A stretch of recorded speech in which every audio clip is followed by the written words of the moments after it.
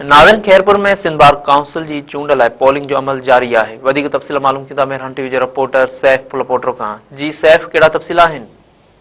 जी Sindh bar council के मेंबरनि लाइ चूंड जो अमल समूरी सिंध जी खैरपुर में भी जारी है। मजमूई तौर ते खैरपुर ज़िले में मुख़्तलिफ़ बारनि में 4 पोलिंग स्टेशनूं क़ाइमु कयूं आहिनि। खैरपुर में चूंड अमल जजनि जी निगरानी में जारी है। सिंध बार काउंसिल जी मेंबर के लिए खैरपुर की सीट ते सिंध नेशनल लॉयर पैनल तरफा सैयद जाफर अली शाह ऐं प्रोग्रेसिव लॉयर पैनल तरफा यासिर अरफात शर उम्मीदवार आहिनि, जिन विच में सख़्त मुक़ाबलो है। खैरपुर ज़िले में मजमूई तौर ते 1944 वकील वोट जो हक़ अदा कंदा, जॾहिं त खैरपुर डिस्ट्रिक्ट बार में 1360 वकील जो वोट जो हक़ अदा कंदा।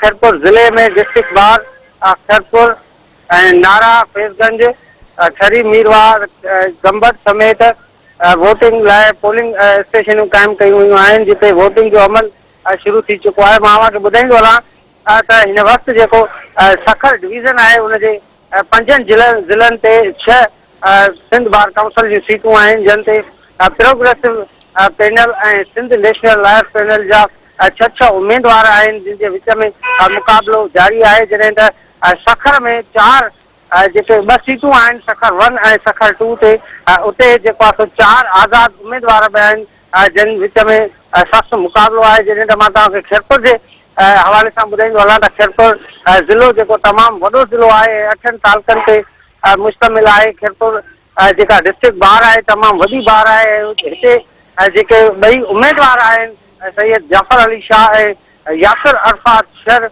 उहे उन्हनि जे विच में तमामु सख़्तु मुक़ाबलो आहे। ऐं उन्हनि ॿिन्ही पैनलनि जा जेके हिमायती याफ़्ता या हिमायत कंदड़ वकील आहिनि, उहे बि पुरजोश नज़र अची रहिया आहिनि। जॾहिं त हिते वोटिंग जो अमल जेको आहे उहो हिन वक़्तु बि जारी आहे। जी सैफ, अवां जी महिरबानी।